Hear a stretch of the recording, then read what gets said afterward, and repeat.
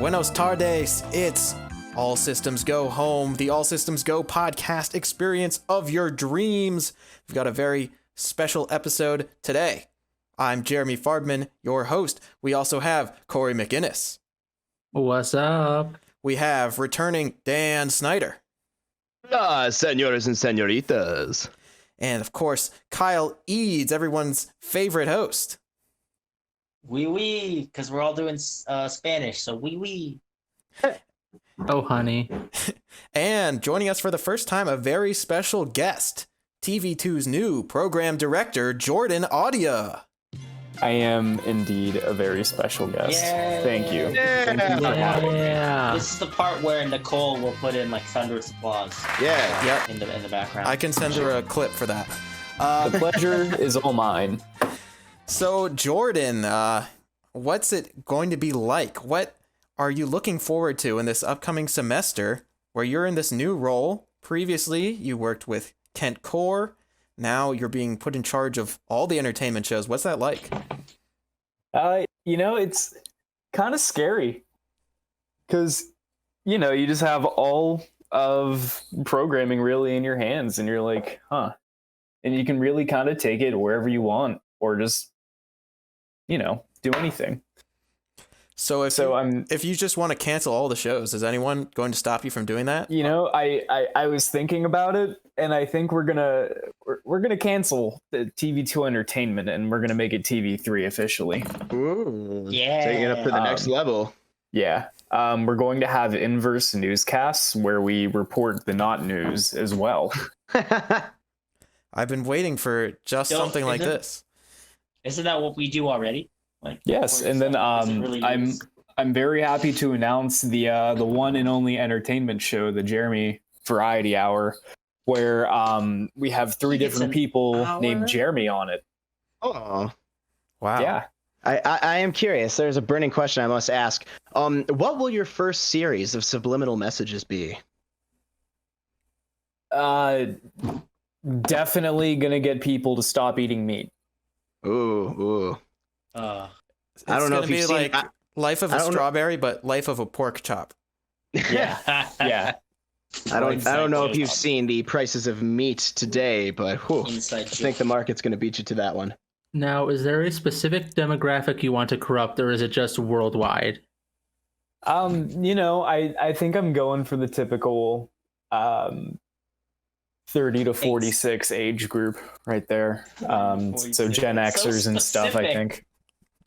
As soon as you turn 47, you're worthless.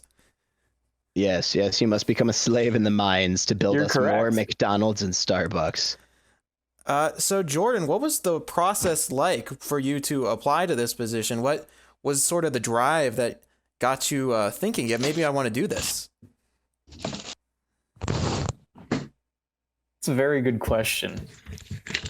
I don't know. I just feel very inspired after getting shut down halfway through last semester because the world is in a very, very crazy place right now. But I feel like this semester we do get to go back to some extent in the studio, but things will be very, very different.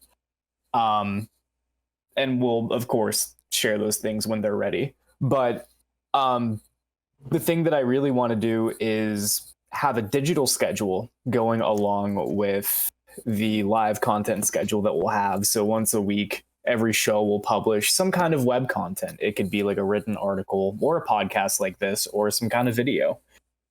Just so in the event that we're not able to use the studio or facilities on campus, we'll still be on some kind of pace and rhythm and we won't lose it if we get shut down again. That's very cool. It adapts very nicely to the times right now. That's smart. So we're already ahead of the pack. We're the best. That's what I was thinking. We're leading the way here. We are the angle on the front of the ship, breaking the waters.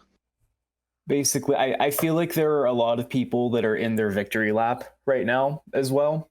Like being their last year in college or their senior year. So I just kind of want to make things happen for people, if people want to do something or have a specific project to work on, for entertainment this semester. It can kind of be like their big senior thing for student media. Like, let's do it, you know? How Jordan, can we make it happen? You're speaking my language right now. Yeah. That's a great idea. I think I speak for a lot of people when I say we've all been coming up with ideas on like how we can best capitalize. Everyone's feeling sort of ready to go, you know? I mean, we still got like 2 months left before we can start thinking about this stuff for real. But, you know, ideas are just coming from everyone, I think. Absolutely. Yes. Absolutely. So thank you for your work on that. We all look forward to serving under you, our new overlord. So the next thing I want to ask you... My puppets. Exactly. Jordan, as someone I've always dreamed of. As someone who's worked not kind of for you with the agenda, with you, and with being the entertainment director before, I know you'll do a great job. So I'm really excited to see what you thank you, Kyle. Bring to the table. Yeah, that means a lot. I appreciate it. I hope to do well this semester. Hopefully you can, continue the success that I think Alex, who is going to be the GM, will hopefully also be on the show. I'd shout her out if she was listening, but we both know she's not listening. Prove us wrong, Alex. So yeah, no, but I'm really excited to see what you can bring. Thank you. I appreciate it. Now, Jordan, the next thing I want to ask you, and this will be a kickoff, is what have you been occupying your time with lately? You know? God, I just binge watched all of the Watchmen HBO series the last couple of days. I love that show. What did you think? Yeah. Very intense. I like that it was just a limited series and they're not gonna kind of beat a dead horse with it. I thought that the time placement was really cool and it was also very relevant. I didn't realize I guess the context of the entire story. I thought it was directed beautifully. Yeah, especially with the subject matter, it's tackling totally different issues than the original graphic novel was, but it's still applying some of the same themes and the structures to this, this new paradigm that we're dealing with in the 21st century, and it's taking those themes and it still has something to say, and it says it really well, in my opinion. Yeah, absolutely. I will say though, I haven't seen the Zack Snyder Watchmen movie in a while. Yeah, it's been a hot minute since I've seen it, but I remember the gist of it. Right. Well, that's not in canon with the show, technically, I think. Gotcha. Because the one of the big differences in the movie is that there's no...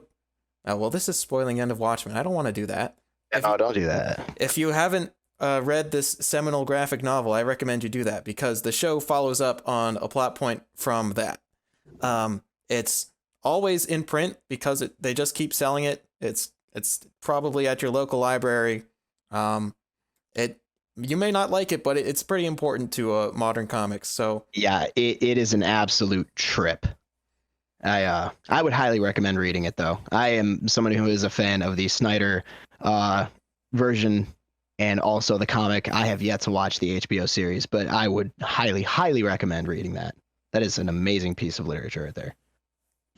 It certainly is. So Jordan, what did you think of the characters? Which one was your favorite? Because they're bringing back some old characters from the previous story and also introducing a bunch of new ones, which are equally cool. Yeah, I was a big fan of Ozymandias. He was just the most outrageous, anti-villain, if that makes sense. He's not so well. Yeah, he's played very well, and it's just, I think that the twist that the characters find out to be the truth was really interesting. When I found that out, I was like, that's really kind of messed up that he did that. Yeah, that's such a powerful moment in the novel as well. But yeah, that's what I said I wouldn't spoil. So yeah. Yes. as far as the new characters, I really like the main character Angela. What did you think of her? Yeah. I thought that the whole arc with her grandfather was really beautiful.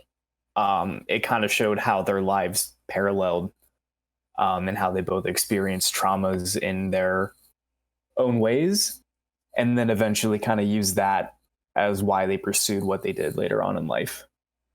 As well as making statements about race and society, just both in when he was becoming a superhero and now in the present day as well. Yeah, absolutely. Yeah, so I definitely recommend people check out that show. I know people are like really opposed to sort of the franchisation of Watchmen because it's something that Alan Moore, the author, just really opposes. But I think that this show does it justice, and it isn't just retreading the same ground. So yeah, that's a recommend for me. Sounds like one from Jordan as well. Absolutely. Loved it. Just on Hulu. Neat. On Hulu. I thought it was only on HBO Max. Yeah, I thought it was an HBO thing. No, I guess they put it on Hulu. Is there a Blu-ray release? Do you know? Because that's something I wouldn't mind. It's a good question. I have no idea. Okay, Jordan. What else do you got? I picked up Battle for Bikini Bottom Rehydrated on the Switch. Hold on. What's this? Ladies and gentlemen, it's time for Sponge Watch, the ongoing program bringing you all the SpongeBob for Bikini Bottom hydrated news that's developing at this instant. Now with our correspondent, Jolly Thanos. Hey, Jeremy, I am here today sitting at my desk on my second story room on East College Avenue in Kent, Ohio, Portage County, Ohio, United States, North America of the world. And I am here to share the news that Battle for Bikini Bottom Rehydrated is an all right game, and IGN is wrong. Oh my goodness. IGN wrong. This is the sort of controversial takes you can only find on our network. I am absolutely baffled. I've never heard them wrong before. I know. This revelation comes as a shock to many of us. But so you're telling me that IGN overinflated the quality of a game for clicks and views in both a negative and positive way? Who knew? That's reprehensible. So who's IGN? Yeah, what's that short for? Anyway, correspondent, please give us some more information. How did they get this wrong? What is about it this game that can create such discourse? It's a game from 2003, and I think that they kind of forgot that when they reviewed it. So they didn't say it was a full-on reboot, like how the Final Fantasy VII remake is like a full-on, recreation. That wasn't it. It's just a literal graphical update of a game from 2003. That's why they didn't get Clancy Brown to change the voice for Mr. Krabs. They kept it's very similar to how it launched, So, people are mad about that. Do you feel like with so many high quality, not just remakes, but doing a similar thing, like you saw Crash and Spyro, Tony Hawk coming out soon, do you think that people maybe have higher expectations for something like this than they otherwise would? I think people might be getting fatigued, honestly. That's my take. Because you see a lot of these classic, I guess, PS1 characters getting reboots recently, and we've even got Shadow of the Colossus, stuff like that. A lot of the early 2000s classics are getting rebooted. And Battle for Bikini Bottom, it feels kind of like a late game one, because they should have ported it to the Xbox 360, or at some point earlier should have ported it. It shouldn't have taken over a decade to get it onto another console.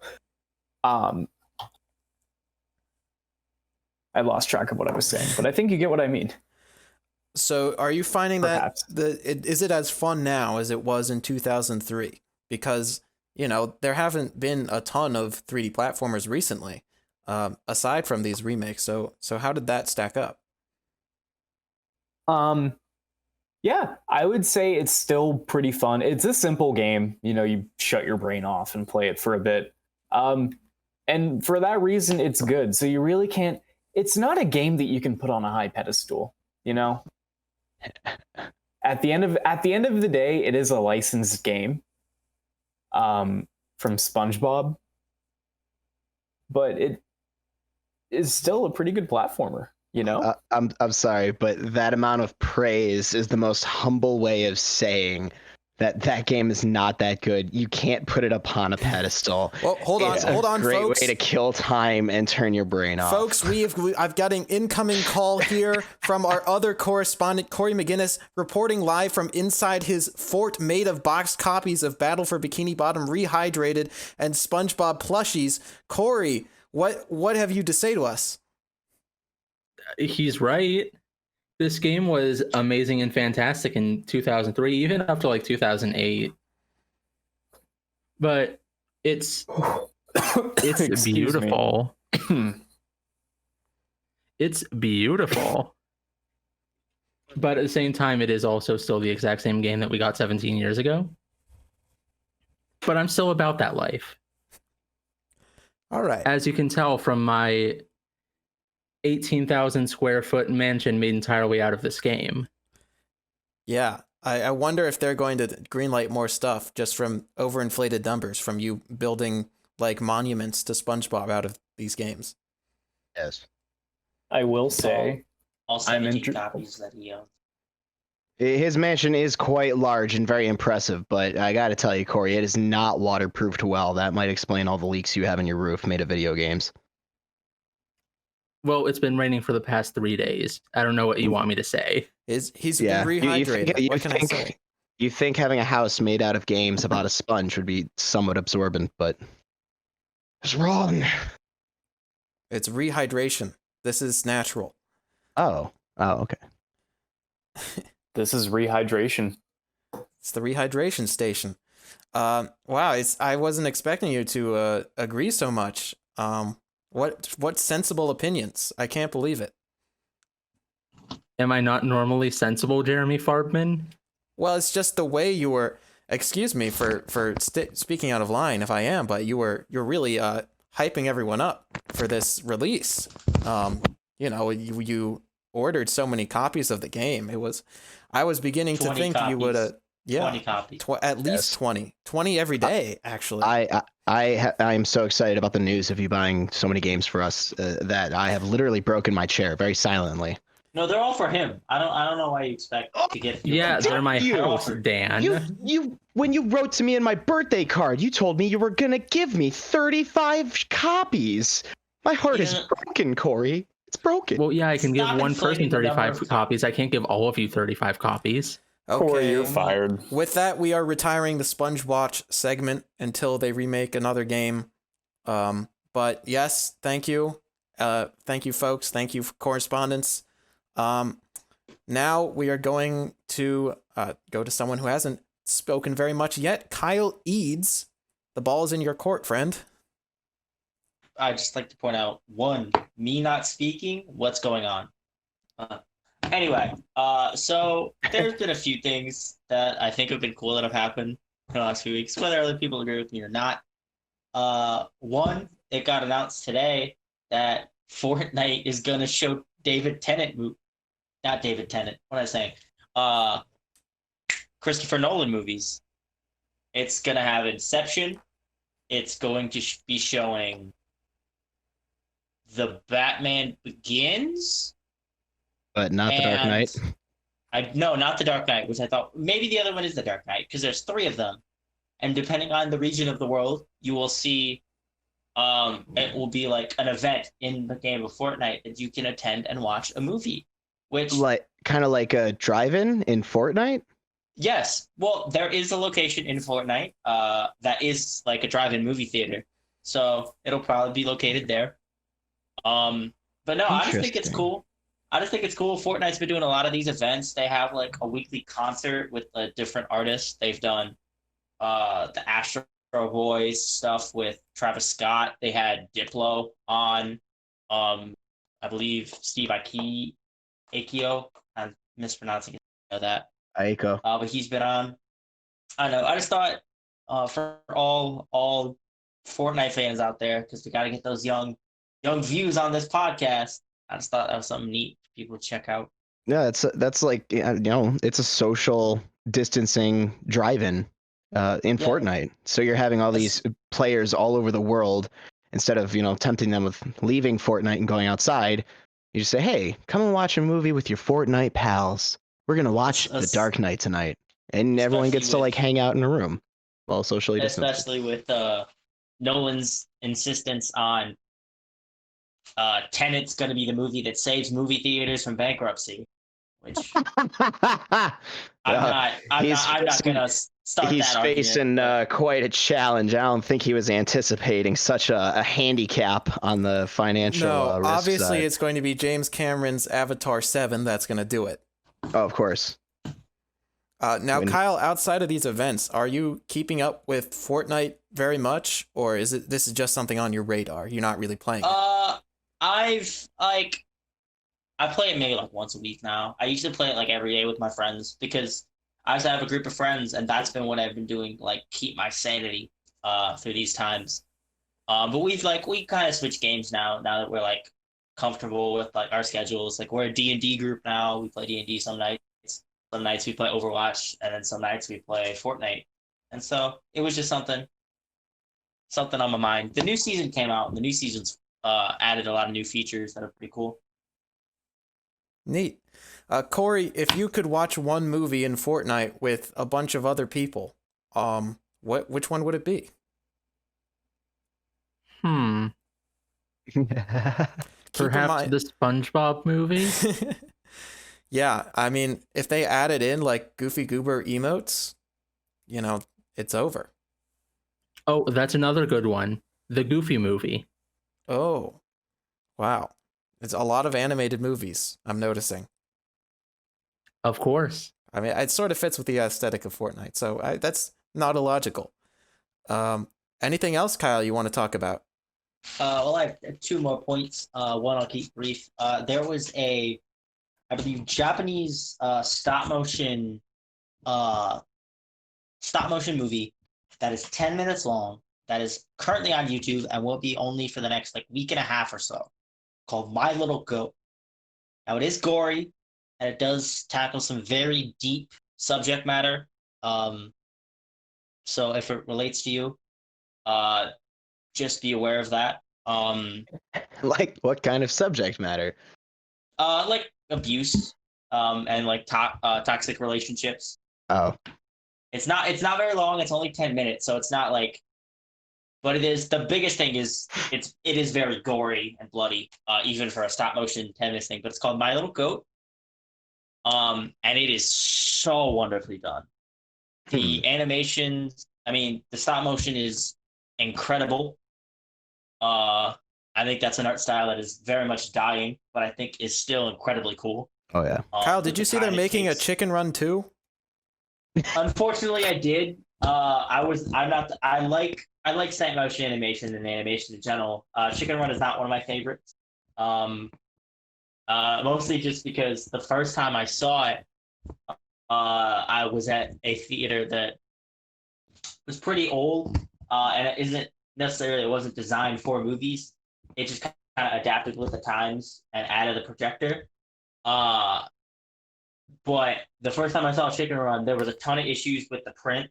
Like they fed it in upside down, and so the first 15 minutes of the movie they showed us upside down, and then they finally fixed it. And then the last like 5 minutes of the movie, the audio cut out, so I never really heard the ending until I was like much older. So like Chicken Run just isn't my thing.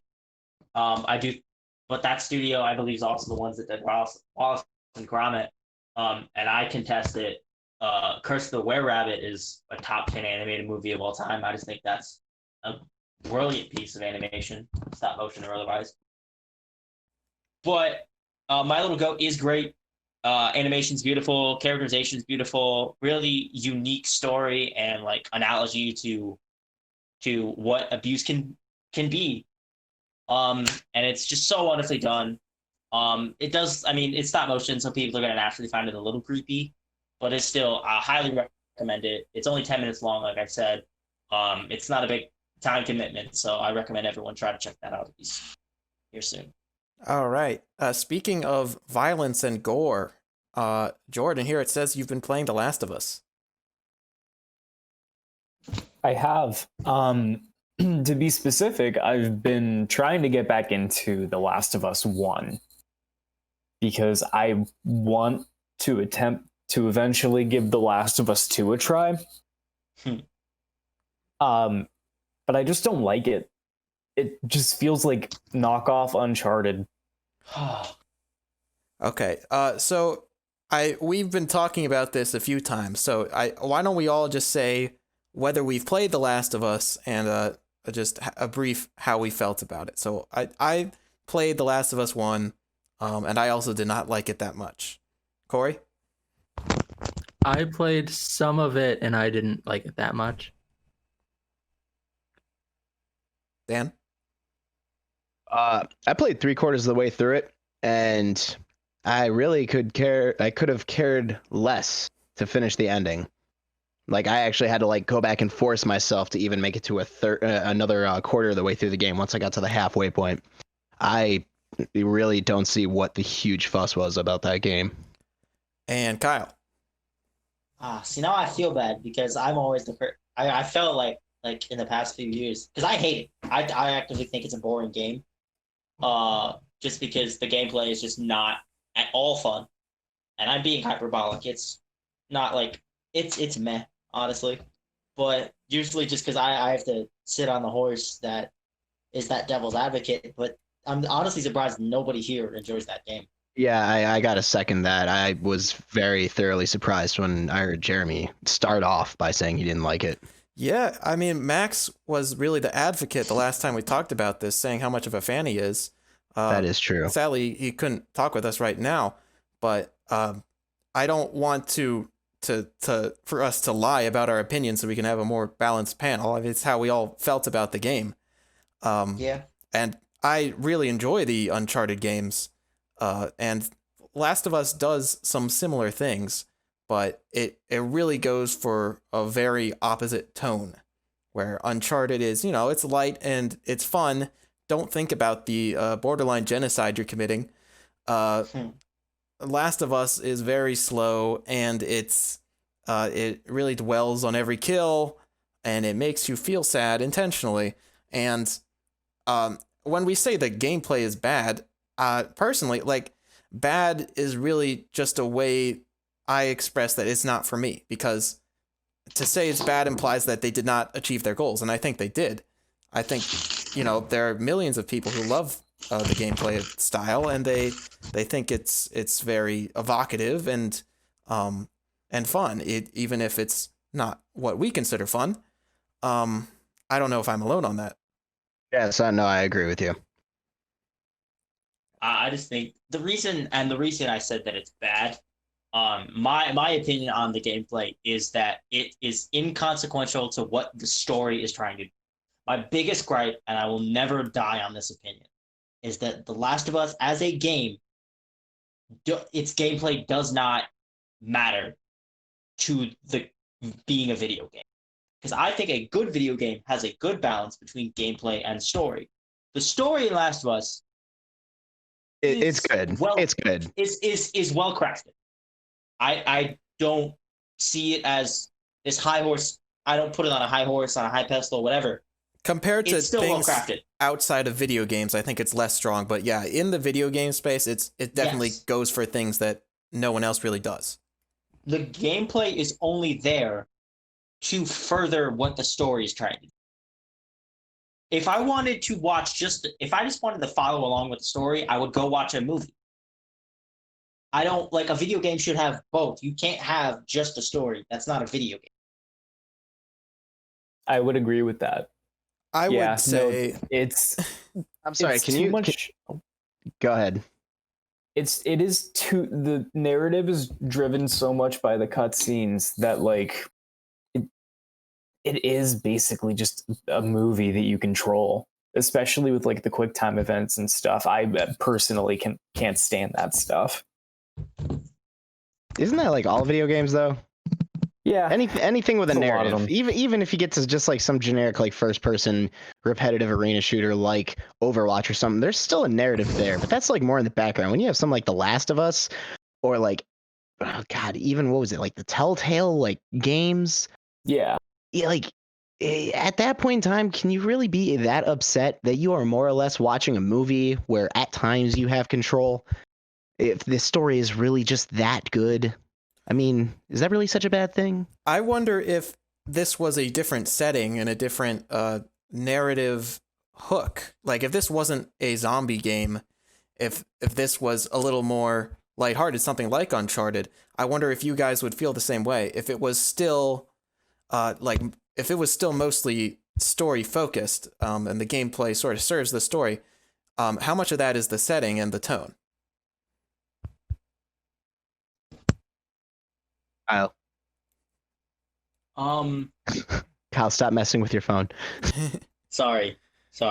No, I think it is kind of a tone thing too, just because my personality is a very upbeat, funny, like happy-go-lucky, whatever you want to call it. So yeah, something like what we've compared it to, Uncharted, is better suited for something like me, rather than like something like The Last of Us, or Last of Us 2 is a better example of this, where it's actively trying to make you feel bad about the decisions you're making.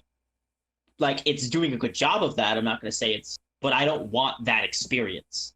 I want to feel good. I want to have a good time. And yeah, that's going to sound bad because in a lot of video games you commit unspeakable crimes, but it's the lazy answer. It's escapism. I don't want to think about stuff like that. This is your free time. Why would you want to spend it being absolutely miserable? Well, if Yeah. you watch, It's one of those cases. Like, why on my free time when I'm having a really good day would I want to watch something like Black Mirror or Requiem for a Dream? Or It's like man, Children of I don't Men want or to hate something. myself by the end of the night. I think the reason there's more backlash against The Last of Us is because, like I was saying, it is such a rarity within games to have something this story focused. So I think if there was more stuff like Last of Us and maybe it stood out from the crowd less and people thought it was like, people say this is an essential game, you need to play it before you die. I wonder if, I mean, because like there's such a wider spectrum of like something like a movie where like you can watch something more upbeat and still enjoy the story, where there's less opportunity for that in games. Am I making sense? Yeah, I might have to disagree. I might have to disagree with you on one thing, though. You were saying that it's rare for a game to have this like large or impactful of a story element, or be this focused on the story. Is that what you were saying? Not that Like, games don't have stories, but Last of Right. Us really goes above and beyond trying to make it resonant. Okay, so when it comes down to it, it's even if a game is mostly this much of story. I'm sorry. Please restate your point. This was one of the games that you needed to play before you died. According to everyone who loves this game, which there are far more people than the people like us who don't. Okay. But because it's like there are less depressing movies that people say you need to play. I mean, you need to watch. But I think that The Last of Us stands out because it is so rare to have a game go for the same things it does. Okay, so would you say like this game would kind of be like the equivalent of like somebody who loves like The Dark Knight or loves Star Wars? It's like one of those things that you need to see before you die. But you wouldn't really say that there's a lacking of games who use story elements like is it Rockstar or Naughty Dog who made Last Naughty of Us? Dog. Naughty Dog, thank you. You wouldn't say that's in short supply out there, like even if this is the main element that they're using to effectively tell a story by utilizing the tool of storytelling. I mean, isn't there something else that you can think of out there that had that used the same mechanics and told an effective story, possibly even Here's- one better than The Last of Us? Uncharted for one. Okay. I just thought to myself, I will admit, I did really just kind of harp on games that are basically movies, but I loved Red Dead Redemption 2. I loved second that one. game. See, I Yes. heard that got a lot of negative reviews. A lot of people like enjoyed the first like 4 hours, but then after that they realized it was a grind session. Not particularly. It kind of Rockstar isn't good at writing endings. That's something that's been pretty consistent with So what they've been putting out. So they are the Stephen King of game developers. Yeah, basically. No, but I really enjoyed Red Dead Redemption 2 because it was immersive in the right way. And not to say that The Last of Us is immersive in the wrong way. It's just you have to really be ready for a very raw experience when you play that game too. Like, it's not, even if you're playing it on the easiest difficulty for the story, it's not a walk in the park, you know? Yeah. A lot of guys who can just chow down on your head. Yeah. I hate it when that happens. To steer the conversation to Last of Us Part 2, I haven't played the game myself, but I have been watching streams of it just because, you know, I still want to experience the story in some way, and hopefully a better way than just it all getting spoiled for me. So I want to experience it that way. And the guy was saying, like, I like this game a lot, but if you didn't like Last of Us 1, don't bother, because it is doubling down on all of the things that people liked about Last of Us 1. It's more misery, it's a slower pace, and if you are hoping that Last of Us 2 turns it around and you'll suddenly like the series, I don't think it's going to work like that. Yeah, absolutely. Personally, I've been seeing bits and pieces of gameplay, and I like watching it. It looks like a cool game to play, but personally, I wouldn't like playing it. You know, it's one of those games. But I also read the leaks when the story got leaked. Was it this month? I don't. Time is not relevant. But whenever the story got leaked, I read the leaks, and I was not impressed by the story. So you spoiled it for yourself. I sure did. But you're still torturing yourself by playing it. Yeah. What a man. You have to get the full experience. You have to get the Jordan, full like, amounts of dourness and misery. Yeah. I know exactly what you in for. mean, because, like, I mean, I had the original game spoiled for me by my brother walking in while I was playing, and he said, "Oh, isn't this the game where this happens at the end?" And I was like, "Well, I didn't know that, but thanks, jerk." And you threw the controller at him. And I was like, "Well, I don't want to play this game anymore." But I really just fought my way through it just because, well, so many people love this. There's got to be something I'm not seeing. So I feel like maybe I shouldn't have played the whole thing, but just the hype around it. I think personally the themes of that game are like anguish and catharsis hand in hand, because you have those absolute like silence moments in The Last of Us where it's just peaceful.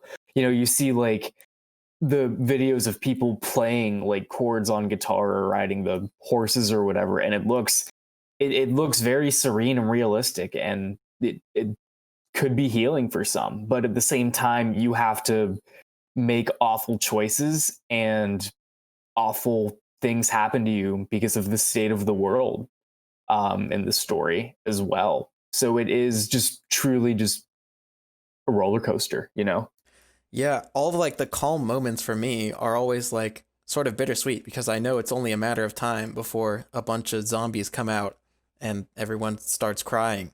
So yeah, it's a weird juxtaposition where even the like serene moments that, enjoying these beautiful environments that, there are stories being told by the stuff that's been left behind, even that, it's like it's haunted by this specter of misery, It's like Shadow of the Colossus. which I still need to play. It's on the list. Same. Anyone else have something about Last of Us? All the fans are probably a little disappointed, but hey, what can we do? I will say that I have also been watching streamers play it. And boy, oh boy, it is just absolutely entertaining watching them be in absolute misery. Just being so upset with this sequel. It's a game for sadists. Yeah, masochists. Sadists like inflicting the pain. Masochists I receive mean, it. Isn't To be fair, isn't that studio head a really messed up dude? That's what's Whoa, come out from whoa. this. Yeah. Throwing So out some that- shade. What happened? traumas in his life. Yeah. There, What happened? I'm not sure entirely what it is, but there have been things said about him. Yeah, there I have been believe. reports that the studio employees are overworked. A lot of crunch problems with that. Sort of the same stuff we were hearing around Red Dead Redemption 2 when that game was coming out. So it's important not to bury that because, when this is a game that's going to be talked about quite a lot this year, it's important to always keep that in mind because, there's a human cost for making this stuff, especially when, reports they have to like look up real videos of people getting killed so they can make the animations look as realistic as possible. And it's like that's kind of messed up. That's very messed up. Might want to call in sick on that day. Dude, I would call a jar. Yeah. Oh, I thought you said call a jar. I'm like, what does a jar have to do with anything? For like vomit? Like, HR makes much more sense. Yeah, Yeah. but people are so I guess adjusted to the studio culture. They like that's not really an effective solution a lot of the time. I don't know what to do about that. But hopefully people are smart and they figure out a way to protect people. Okay. Now let's try to we've just been bouncing all over the place. We had Happy SpongeBob, we had a lot of sadness just now. Dan, what do you? I feel like since you're the wild card, we could really go any way here. What? Let's get on the road. Oh man, let me hit you with the cold stone stunner, whatever the hell that. What? God, Stone Cold. Cold Thank you. Stone Stone Creamery. Creamery. Yeah. How dare you disrespect wrestling in my presence? Like a cage match. Where are we going, Dan? What have you got? Anyways, so boy, oh boy, I have quite a few things to review and tell you guys about. Interesting fact number 1: video games. Let's segue off of that. Resident Evil. So I noticed that on the Nintendo Switch there was quite a deal going for the first Resident Evil game, Resident Evil 0, Resident Evil 5, and Resident Evil 6. And I'm like, you know what? These are games that I have not played. I'm a huge Resident Evil fan, but I have not actually played the remastered first game, and I've been playing it. And I gotta say, it's fun, but it's disguised fun. The horror of the game, really affects you for the first 15 minutes of the game, and after you get a little bit further and you save a couple of times, you realize very quickly that it's not the zombies or the monsters that you're afraid of. It's the fact that you have forgotten to save your progress for the past 3.5 hours, and you only have 1 green herb left, and it is a long way back to the safe room, and you know that there are a couple of big red zombies that will take you out for sure, and you will lose all of your progress. So that's where the real fear comes from. Some of the shots, like when you enter into the room, they'll do a nice still image, close up on the door. And when it came out for GameCube, which I remember watching my sister play as a child, that those graphics looked stunning, absolutely amazing. Has anyone here played the remaster of Resident Evil? Dan, I feel very confused because I was talking about it on an episode of the podcast, and you're like, "Oh yeah, man, I played that game." Resident Evil 1? Yeah. I watched my sister play it. I've played Resident Evil 5, 6, and 7, and Veronica. Okay. Yeah. Yes. So I mean, you can hear my impressions of that game on earlier episodes, but yeah. Check out those earlier episodes, folks. And They're earlier. they're earlier. Yes. I think it holds up really well. Yeah, it does. It's just funny when it's like, look at these impressive graphics with this shot that was really impressive back in 2001.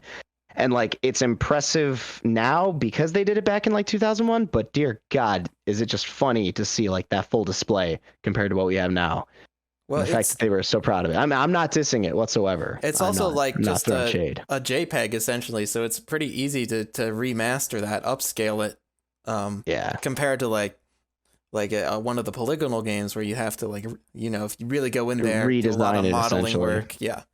Yeah. Um, Okay. So, yeah, I like it. It's good. I could see why this spawned an entire franchise and movies and games and comics and books. Books I've actually read.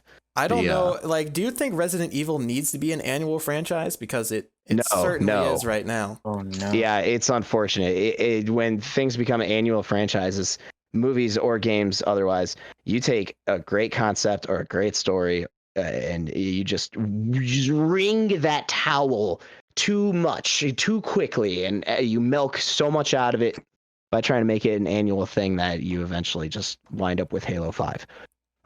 Yeah. Oh. So Yeah, or Saw 7. Resident Evil, like, it was that way for a long time because the games were so successful. Then it went away for a while, and now it's just an annual franchise again. Yeah. So Remember unfortunate. Operation Raccoon City? Oh man, I think I remember that, but I think it was so bad that I like blacked it out of my memory. Oh, I hated that think- game. I think Wasn't the that on the reason Wii? It went away was No, because they it was also 360, licensed PS3. Oh, you were saying, Kyle? Did the games go away because the movies were coming out and people were no, Just that's like- not how that works. They went away because they were bad. That's not how That's what I money figured. works. Yeah, even the bad ones just- sold really well. I'm not really sure why, but it was probably Yeah. a good I thing looked they it up did. the other day. The movies like sold pretty well for the budget they had. I know that. Yeah. Well, I mean, you get diehard fans of something. They're gonna keep on buying the next iteration to be like, oh, it's gonna be as good as insert Silent Hill 2 original Sonic games or one of the Resident Evils that they really liked. You always have people who are gonna go back and buy the next one. So Resident the Evil would be like Pokemon that for me. fandom. Absolutely. Hey, yeah. But tis. Yeah. Dan, have you played the Resident Evil 3 remake that came out? I did not. I heard terrible things about it, and way too soon did I hear that Resident Evil 3 remake was actually supposed to be a DLC for the Resident Evil 2 remake, but then they just pulled it out of those plans and turned it into a full release game. So I was like, oh, so it was a cheap cash grab that you guys decided to turn into a full game. And from what I heard, it was exactly that. I don't know. It was not very exciting except for like your few interactions with Nemesis. Yeah, Nemesis wasn't great, but I thought it was a lot of fun. Very different pace than the 1 remake, certainly. But Yeah. I think there's room for multiple types of approaches. Especially, I mean, if it is going to be an annualized franchise and we just have to accept that, it's at least good there's some variety between the games. Oh, we can only cross our fingers. It'll be very interesting to see what Resident Evil Village is going to be like. Yeah, that's I'm not going to lie. I did It's not make it all the way allegedly- through that trailer. Dude, it's allegedly the darkest one. It's the revenge of the Sith of the Resident Evils. it was kind of No, hard to it's- see in it's- that trailer. Yeah, it's probably going to be the last Jedi of the Resident Evils. Hey, you watch your tone, sir. I don't care what position you're going to have come this fall. You do not tread on the last Jedi with me. I like the Last Jedi. Oh, okay, cool. Daps. Boom. Jordan is lying right How now. dare you agree with me? No, I'm a firm believer that all Star Wars is good. I don't. You might want to exclude the Rise of Skywalker on that list, though.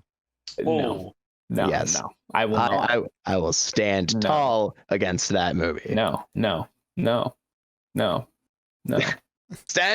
He stand said down, no. sir. Dan, anything else you want to get to? Yeah. So I was very disappointed by the news of all of the huge movies that we have all been looking forward to are delayed, if not canceled. Once again, like Wonder Woman, Black Widow, James Bond, Mulan, Quiet Place 2. Very Mulan disappointed still that. come out. Yep. It's getting Well, pushed I thought again. they were releasing it on Disney Plus. I thought that was the thing. Oh, well, I might have Hold not on, have heard that. because you might be right. Find Hold out. on. Be our breaking reporter for that one. Unless I click this link. No, It it has Disney release date July 24th, 2020. Okay. Anyways, so I also watched 3 movies, and boy, oh boy, do they range greatly. It's like kind of like a good and the bad and the ugly approach, and you could watch these 3 movies and tell me what you guys thought of them. First off, good movie, Blackkklansman, the Spike Lee film from 2018. Very good movie. Highly recommend it. I don't know if it was 6 nominated Oscar good, but it was good. Very Spike Lee. The next was Babymama with Tina Fey, Amy Poehler. Very good movie. I would also recommend that. Tina Fey hires Amy Poehler as a surrogate mother, and Amy Poehler is like, I don't know, high school mentality and like a 35-year-old woman's body. It's Saturday Night Live alums. Join the party. It's funny. And then I got a really weird one for you. Who here is a fan of UFOs? Supernatural. I partake. Show. By the sound of the silence, I would say less than half. Aliens Anyways. are okay. Yeah. Yes. So I have a very bizarre movie. One of the movies that you only watch once, but you can't not think about it for probably the rest of your life. Just certain aspects of the film. Is a 2016 film called Curse of the Man Who Sees UFOs. And what you would think would be a documentary about a man who sees UFOs is really just a documentary about a man who also happens to be obsessed with seeing UFOs. The movie takes place out in California. It's a very low budget documentary. The guy in the film moved out to California from the great city of Cleveland, Ohio, many years ago, and he went out there to pursue a film career. And after a very series of unfortunate events, he is just kind of left out there, seeing UFOs constantly, and his personality is just so gosh dang bizarre. You can't help but keep on watching it. Kind of like an old episode of like Jerry Springer, or a car crash that you could see coming, and you know bad things are about to happen, and you can't look away. And then everything happens, and you're just like, what the hell did I just watch? Very interesting. I believe it's on Tubi, the free movie streaming service, which I desperately want to call Tubby. Every single time I see it pop up on my menu options, by the way it is spelled. The Teletubby connection is misleading. Yes. I was hoping for a Teletubby marathon. Sponsor the podcast, Tubi. You can. If what? Tubi should be a sponsor. You should have some sponsor the podcast. Yes, considering all of their advertisers were pulling out of their ad spots because every single time an ad block came up, it was black. And apparently that is a common thing. I don't know how long Tubi is going to be around if none of their sponsors stick around. Well, they need to merge with Quibi, and then they'll be, I don't know. No, what is that? That would be a beautiful marriage. Yeah. Quibi Tubby? Quibi Tubby, yes. You can only watch Thank full-length movies, but in 6-minute increments. Yeah, it's like the Fandango YouTube channel. After. Oh my god, that'd be horrendous. So, and lastly, following up would be a follow up on one of your recommendations. You recommended Spaceforce a few weeks ago. yes. Jeremy. Yeah. And I checked it out. You know what? I would highly recommend everyone else checking it out. The first season had me hooked by the very end. Steve Carell and John Malkovich do great jobs. I didn't know if I was going to be annoyed by Ben Schwartz, but even his character fits in there, oddly enough, somehow. It's funny. Was he playing Sonic again? Unfortunately, he was not playing Sonic. He was playing like Sonic's social media manager. Yes. Okay. Facebook All Sonic. Right. All right. Look, Sonic. But yeah, especially I don't know what it was about episode 8, but it made me actually laugh out loud quite a few times. The comedic timing of that episode was absolutely delectable. It was perfect. So yeah. So Dan, you have maybe out of anyone here, a very broad palette of things you watch. Yes. So yes. I was wondering, like, is this like a spur of the moment thing? Like, what dictates what you watch when? Sometimes Babymama, I watched with some friends. My friend Ashton, she put it on, and I was like, I don't know how I feel about, a comedy like this. But it was really funny. So that one I got roped into, and I am happy that I did. Curse of the Man Who Sees UFOs. I was recommended to watch this by somebody who had watched it 4 times within the first 20 minutes. I was wondering, how could you have watched this 4 times? This is terrible. And by the end of it, I was like, I hope I never watch this again, but I'm probably going to, because I just am strangely drawn to it. Kind of on that level of entertainment of like Tiger King or Trailer Park Boys or anything like that, where you just kind of just watch the absurdity of someone's true, genuine personality being on the screen in front of you, and you are just completely encapsulated by it. Yeah, it's one of those kind of, it's a weird feeling that I have about this movie. And as for Blackkklansman, I heard it was really good, and I wanted to watch it. And you know what? It was a damn good movie. Adam Driver is great. The man who plays Ron, Detective Ron. God, what is his name? I feel so disrespectful not remembering his name. He's great too. Everyone's great in it. I just felt like watching that because I heard it was really good, and it was a very Spike Lee film. A Spike Lee joint. Please. Spike Lee joint, yes, that is true. I stand corrected, yes.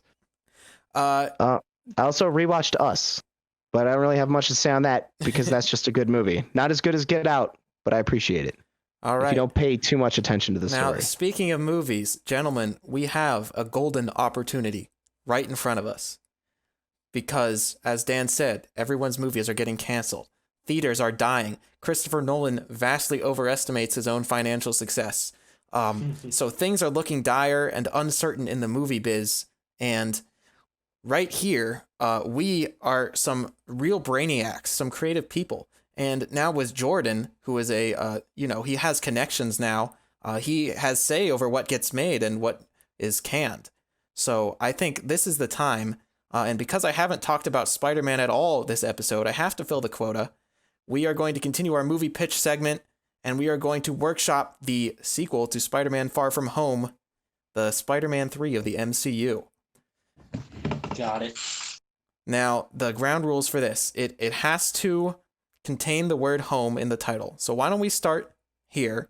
So we've had Homecoming, now Far From Home. So what other things can Spider-Man do in his home? Homebrew. Homework? Was that what you said? Homebrew.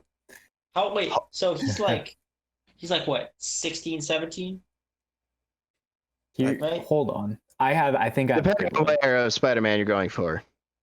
I say we set it 4 or 5 years. He's 21 now. He opens a brewery in his own in his apartment. Boom. Homebrew. Huh. Got it. Millions of dollars. The Avengers are thwarted by alcoholism. Okay, Corey, what do you think? That's me. Yeah, what can Spider-Man do in his home? Could he? I don't know. Where are we following off? Because at the end of Far From Home, he gets back in New York. Things are looking questionable for him. Big cliffhanger. Where are we going?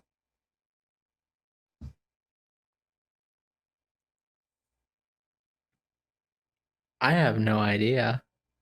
Gonna leave the country. That's first off. He has to leave the country for a little bit. He just got back. He's got to get out of there. He's got to go to Canada. With his web slinging ability, he could zip zap himself into Canada, no problem. Or he could be sneaky about it and he can climb under the bridge with his spider grip and make it into Canada. Let me ask you this. Yes. Don't you think that Nick Fury or someone at SHIELD would be prepared for a moment like what happened? Oh, of course they would. Where Spider-Man's identity would be revealed. That's going to come to play into it. Do you think they care that much? Ooh, Aunt May. You got to worry about Aunt May. Aunt May. I mean, that's if you're not worrying about Aunt May, you're not making a good Spider-Man story. That's just Exactly. it's part of his character. I mean, Happy is, Jon Favreau's dating Aunt May. Oh yeah. He'd be like, "I'm gonna be your knight in shining armor." And I directed Iron Man. Ooh. Yes. And The Mandalorian, and I think he also did Jungle Book too. And Chef. Yeah. He's very successful. He's prominent through Hollywood. If it wasn't for the Lion King remake, I would like him. I still like him, but that was offensive to me. So what are the rules to this again? Well, Are we just following up the movie from the last? Yeah, we're following up the plot of the movie. So where are we going now that everyone knows his identity, and they presumably don't like him very much, and also it has to contain the word home in the title. So are we going like Spider-Man home run? He joins the Mets. Homeward bound. That's too close to Homecoming. The outfield with Spider-Man. I don't watch that. Maybe it's going to be Home Wrecker. Home Wrecker. Hear me out. So this is like Happy Hogan is the villain now. No. Hear me out. Hear me out. So the movie's basically going to be creating the bridge between MCU and Sony Spider-Verse and how they're going to share Tom Holland, because both Sony and Disney own different pieces of his soul. To Christmases. Yeah, so they're gonna introduce, they're gonna put the universes together. Because I mean, what's that movie with Jared Leto and he's the vampire? Suicide Squad. Morbius, yeah, or whatever the fuck it's called. Is that what it's called? No, you just said Suicide Squad. No, not Suicide Squad. You're right, Jordan. It's Morbius. Yeah, Morbius. no, It was a very lame Spider-Man villain. Yeah, and they're using that. They have the villain from Spider-Man: Homecoming, isn't he? Well, here's the thing, because there is precedent. You had J.K. Simmons in the ending of Far From Home, which establishes that between different Spider-Man universes, you can have one actor playing the same character, but it's distinct. So my personal belief is that, because I don't want the Sony movies to have anything to do with the MCU, is that it's a different Michael Keaton. It's fine. But dude, to me, it just really seems like that's what they're doing. They're going to make them connected somehow. So this reminds me of the comic story Secret Wars from a few years ago, where they collided the regular Marvel universe and the Ultimate Marvel universe, and that's how Miles Morales showed up. So are we thinking something like that? Yeah, there's going to be some kind of montage where Spider-Man is like jumping through different like universes and multiverses, and then he's gonna come across Miles Morales from Into the Spider-Verse, and he's gonna be like, "Who are you?" And then they're gonna have their little, powwow. Yo, I'm kind of with this. And that's it's straight up what they're going to do. And then he's gonna end up in the Venomverse with Tom Hardy Venom, and then they're gonna clash. And then at the end, he's gonna have his AI, and his AI is gonna be Robert Downey Jr., the voice of Tony Stark, and he's gonna be like a multi-dimensional hero from then on out at the end. And he'll be like, "This will always be home for me." Roll credits. Which kind of leads into, because there's been talks that Spider-Man's going to be in the second Doctor Strange multi-dimension movie, and it leads right into that. Isn't Sam Raimi directing that one? Yes. Full circle. Full circle. I think we're going to see Bruce Campbell. I think Bruce Campbell's going to show up. Wait a minute. We're on to something. Hold on a minute. I feel like Charlie from Always Sunny with all those like different things posted to the wall. I've connected it. Yes. So I think what is going to inform our story is the villain. So in the other two MCU movies, we had classic Spider-Man movies Spider-Man villains who had not been in a movie yet. So who hasn't been in a movie yet? It would be a good choice for this. Big Will. Okay, hear me out. Norman Osborn, but played by Bryan Cranston. Ooh. I feel like Norman Osborn is a lot strong. Like if there had been a Norman Osborn character in the other Spider-Man movies, I feel like that would be a lot more impactful. But it's a lot to just drop him in now. You know what I mean? Yeah. That's fair. I mean, they are Avengers Tower in the MCU is under construction, if you do recall. Right. So But I there's think going to be something there. It might be Oscorp. the rumor is that it's was my thought. Fantastic Four, but Yeah, I'm not it could sure. be that.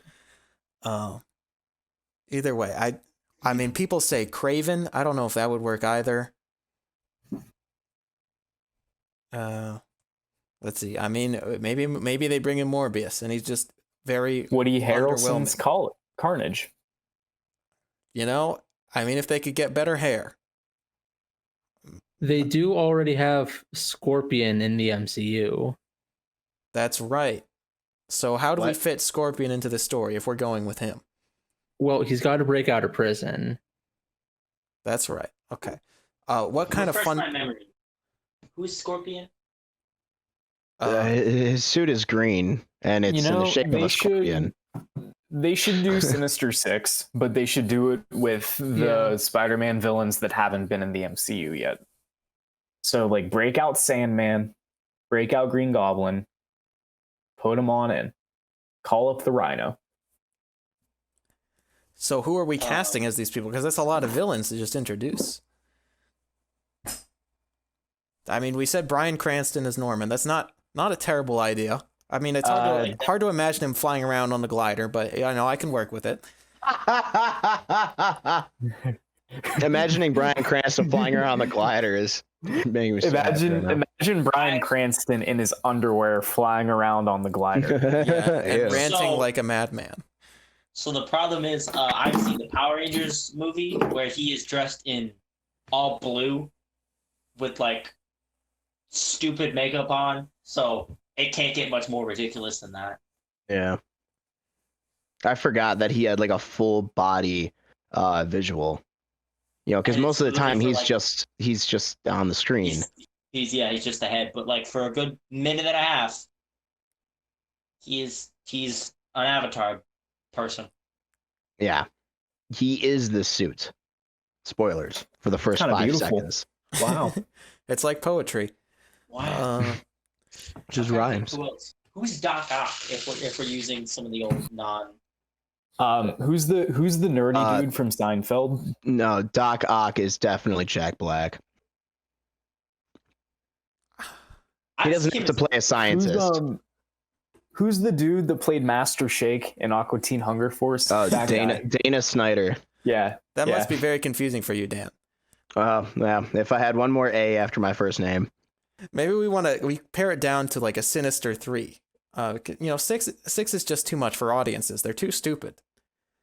6, I think, could work since it's, the big team for Spider-Man, but I think we would have to have at least a few of them already exist in the MCU before the Right. movie. So if we want to bring, let's just say that Michael Keaton is back for revenge, and Scorpion is in it too, because they have precedent. They exist, so that's easier.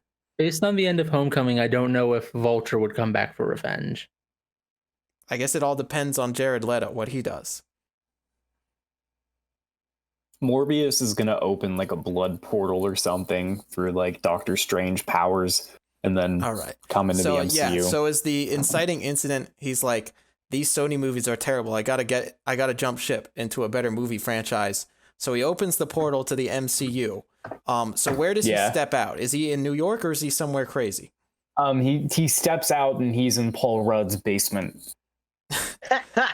So there's just a bunch of ants crawling around. Yeah, with the massive ant. Exactly. And he's like, with the ant I don't know playing what the I'm doing. drums. Yeah, so he's freaking out, but the portal closes. He can't get back because magic works differently in this universe.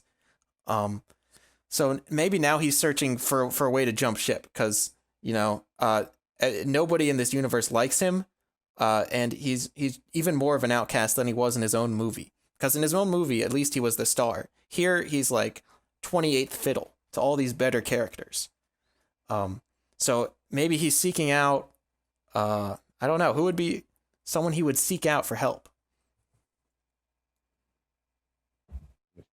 Maybe If he it's wants not- to resurrect Thanos. Why would he- Is Iron Man dead in this alternative universe? This is the Yeah, real that- universe. This Oh. is the MCU. Right. Gotcha. It's like what Mysterio said he did, but he really did it. And maybe everyone is like, yeah, we just got fed that line from Mysterio, buddy. We don't believe you. You're just a stupid Jared Leto.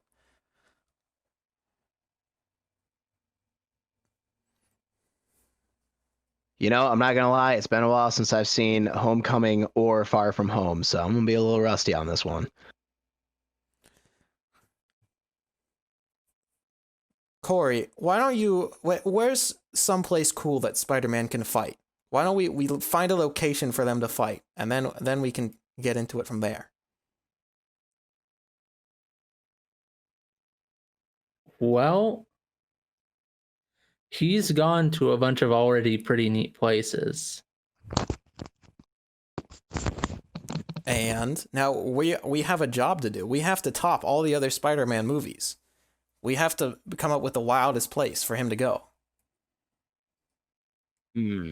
Wasn't Morbius born in like Greece or something? I just had a really terrible, great idea. Okay, so you know how the New Mutants movie has been taking forever to film or get released. Yeah. So that's already Yeah. like kind of in the MCU, and they're looking for a way to introduce mutants. Spider-Man he's on the run. People don't know his identity. He's being accused of horrific things. So in a panic, let's just say he tries to leave the country and he goes to Canada. No matter which way, shape, or form, he gets in contact with Aunt May. Peter, it's gonna be fine. John Favreau is here to take me away to safety. I'll be protected. You take care of yourself. So Spider-Man runs, leaves the country, climbs under the bridge into Canada without being detected. Decides to like go on the path of like Magneto, where he just takes a home out in the wilderness. And out in this wilderness, some way, shape, or form, because I'm pretty sure Logan isn't part of the MCU, he comes across Wolverine. Let's trip back up to the lake that he goes to. Okay. And that's where he happens to meet the X-Men. Then that's the help that he gets to fight Carnage or whoever. The really brilliant, terrible idea that I had was Spider-Man flees the country, goes to Canada, sees Wolverine, meets the X-Men, incorporate X-Men into the MCU. Right. So who's playing Wolverine? Danny DeVito, without a doubt. Keanu Reeves. I second. Me. No. Wolverine is 5'2". Wolverine needs to be cast as a short dude. Danny DeVito, prime specimen. Prime physical specimen, top athletic shape. The hair, the bald patch cannot get better. You just curve that hair that he has on the side of his head up. There you go. You got like Wolverine's haircut on discount. Danny DeVito would be good as the Toad. The Toad? Not the typecast, but I think he'd be better suited as the weird Toad guy. Well, he was already a penguin. Yeah, fair enough. And then we can have the Vulture fight Danny DeVito because it's a Batman Returns reunion. Oh my god. Yes. Full circle. Okay, so initial That's events. He's on the run. People know his identity. We already have Aunt May. She's getting out of there. She's being rescued. Who's the villain? What do we have so far right now without introducing any more new characters other than what's already been speculated and announced? Right, We so have maybe- Vulture. We have Scorpion. Yeah. We have Like you Shocker said- was actually evaporated. You said that Vulture wouldn't want to go after Spider-Man, but maybe maybe the Scorpion's like, I know you know Spider-Man. I'm going to take your family hostage. You got to do what I say. And then so maybe Vulture is sort of fighting Peter against his will.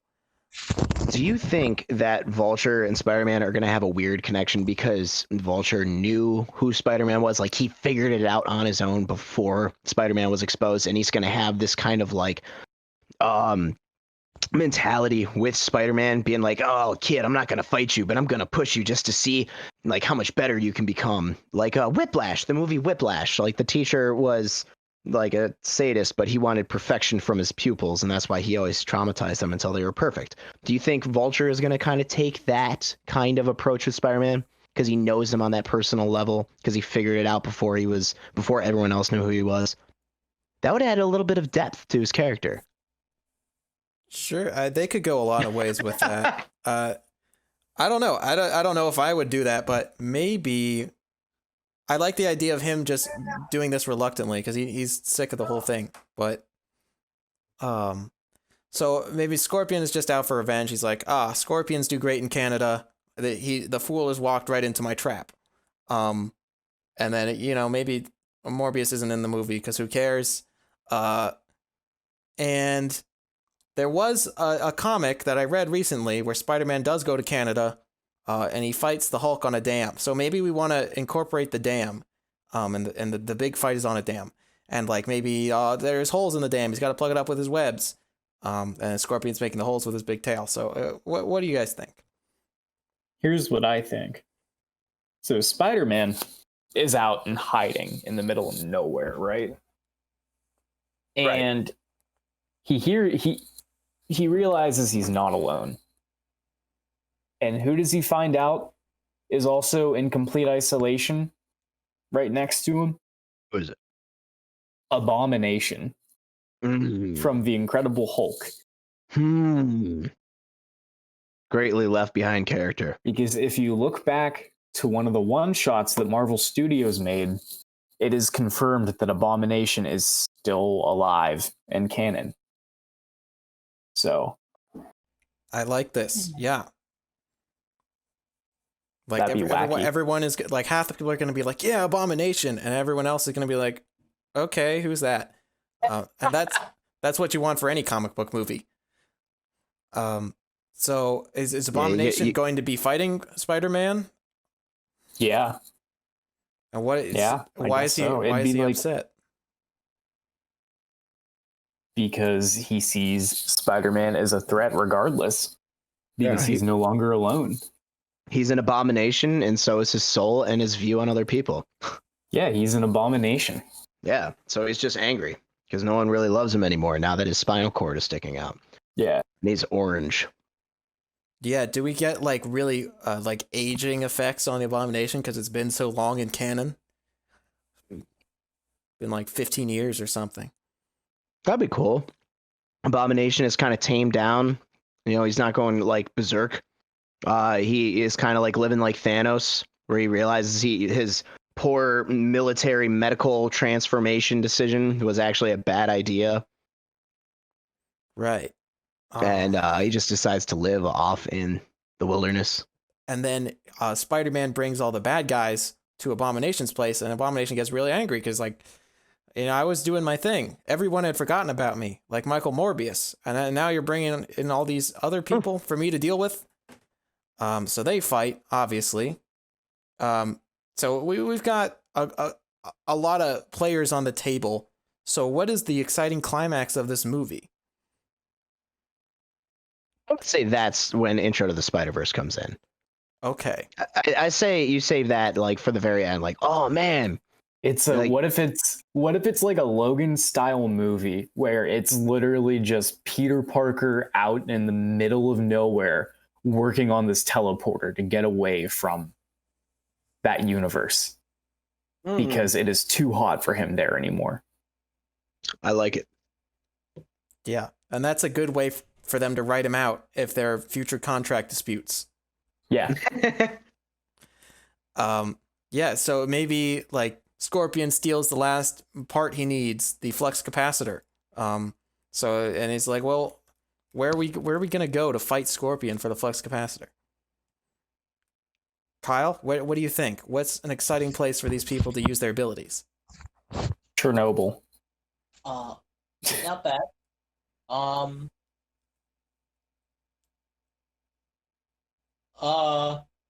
You could go. It depends on really what you want. I mean, it's a Spider-Man movie, so it's got to be somewhere like in a city kind of. Well, the universe we've set up, it's not really like a cityscape. Honestly, if you do it in some like a foresty area, kind of like the scene from the lightsaber fight from what's the first Force Awakens. Force Awakens, yeah, where it's just like Spider-Man just like swinging off like dead trees and like kicking off like stumps and just kind of like doing some like Spider-Man thing and like tight close quarters between like branches. I think it'd be cool. Yeah, Yeah, kind of like a Spider-Man movie set up like a Predator movie. Yeah, and then you have your big tough like monster bad guy who's just swinging trees, just throwing stuff. right. Yeah, that's a very good idea. So amongst the large forests and vast mountain ranges of Canada, Yes. somewhere out in the wilderness, because we've seen city fights before. Those are old hats. So It's boring. snowing, so it looks cool. Yeah, and it covers up the CGI. Yeah, Yeah. it reduces the budget, So save a lot more money. yeah, in the You end, don't need a permit to shoot in the parks. It works out great. perfect. The X-Men movies have been doing it forever. In the end, Excellent. who wins and how do they beat the other guy? Is Spider-Man going to come out on top like usual, or maybe he loses? I don't know who's helping him in the very end. Are we actually bringing in like X-Men or any other MCU characters? Maybe he like finds signs of the X-Men. It's just a tease. You don't actually see them.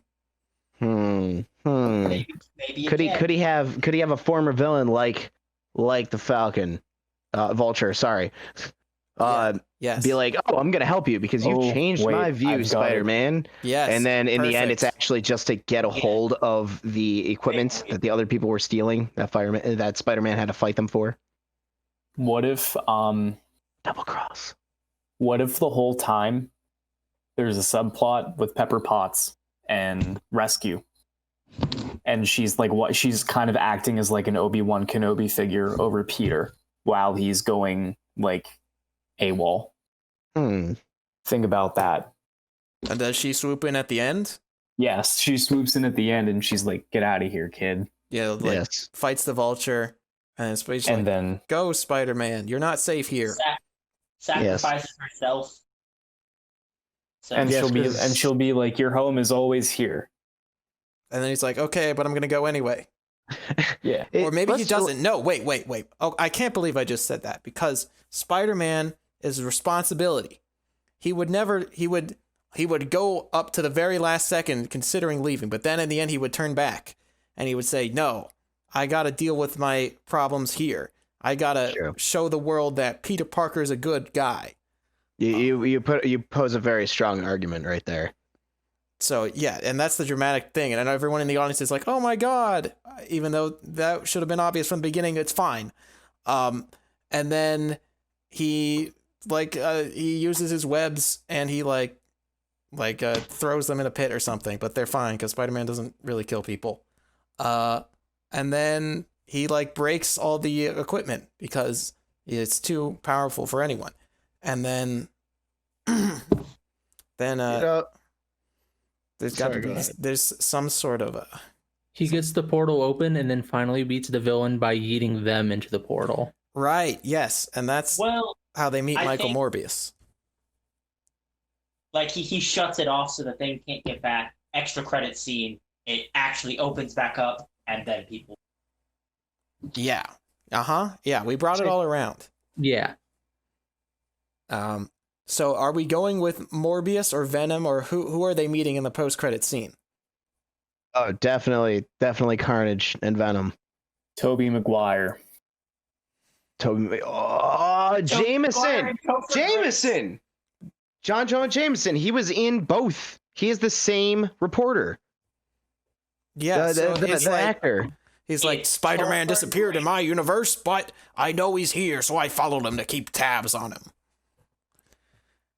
Because he's like, this is going to be the juiciest story of the paper. Yeah. Oh, man. He's in it for his own gain, so he could yell at people. And then he beats the villain with a wadded up newspaper and saves the day. Hey, how did we forget a character that's already in the MCU, that's in the Spider-Man franchise that hasn't really appeared as a villain yet? How do we forget Prowler? Who? Prowler. Prowler? Prowler, who's played by Donald Glover, because he shows up in Homecoming. Yeah, Because and he's there was, like, there was no reason for him to show up. He just did. well, no, it's to introduce Miles because he has a line saying something like, "I'm gonna be late, Miles." Yeah, Something but like that. Yeah, it's like, I got a nephew. it makes no sense to Yeah. introduce Miles while Peter is still in high school. Hey, man, hey, this is a saga that has been going on for 11 years now. No, 12 years. It's 2020. The MCU knows how to plant something, kind of. Maybe. They could, I don't know. They could Like definitely Mandarin. plant one thing and then have it pay off 3 movies later. Maybe. Maybe it's like Miles, he gets back to New York and he's like, "Oh, well, why did everyone do while I was gone?" And Miles has been the new Spider-Man and taking care of things while he was away. And But he's a mutant. What? Like, what if the whole bit about the Miles Morales in the MCU is that he's a mutant? That's how he got his spider powers. Sure, why not? Let's throw that one in there. Kind of make it different.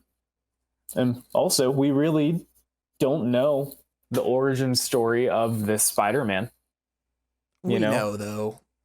But we I don't. don't know. They've never really said anything about Uncle Ben or anything. Yeah. I guess there's no reason they can't do that. Yeah, so a lot to think about with this. What's going to be his internal conflict? I mean, yeah, the internal conflict is: do I run or do I be Spider-Man and save my Do I family? stand up to those who are spreading injustice and lies about me? Right. Again, taking responsibility for his. Every his Spider-Man story is about the exact same thing, which is why he's such a good character. And when it's not about that thing, it's a bad story. It's when he gets 6 arms and like goes to Canada to fight the Hulk for no reason. Yeah. And or he makes a deal with the devil and forgets his marriage. Spider-Man people, Sony, Marvel. We know you don't have Marvel. any ideas right now. You have to delay all your We movies. just gave you a great one. You have to Use delay it. all your movies because you ran out of ideas. You're stalling for time, essentially.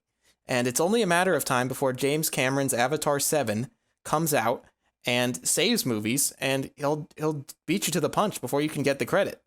And I know James Cameron almost directed Spider-Man once, and that would just be a really big embarrassment to everyone. So you better take this idea if you know it's good for you. Maybe refine it, like add like some more scenes to it, because we were very laissez-faire. But No, I think it's perfect as is. I'd like to see Hollywood try to construct a movie out of what we have spoken about here today. you could do it. Stranger things have happened. That would be a fever dream of a movie. They just need to say did they actually mean this or did they just say it? Flip a coin. But yeah, thank you for making Spider-Man. And thank us for making it as well. We'll expect a check in the mail. We're still waiting for one from was it who were we selling Sonic 2 to? Whoever, I don't know. Paramount, I think. It's definitely not Miramax. So thank you for listening to the All Systems Go Home podcast. Thank you, folks, for joining me, especially Jordan. Thank you for coming on the show. Yes, thank you. Yeah. Yeah, thank you for having me. Absolutely, and good luck to you in your new role. We all have very high hopes, and we're all looking forward to it very much. Yes, we are all looking forward to getting canceled by you in the future. I look Indeed. highly towards it. The Okay. silence is The warming. silence means you hit on something. I think someone's knocking at my door. I gotta go. That's opportunity knocking. Everyone, Yeah. Goodbye, say everybody. goodbye. Thank you for listening, and we'll see you next time. Wear a mask. Farewell. Bye. Buenos noches, señores and señoritas.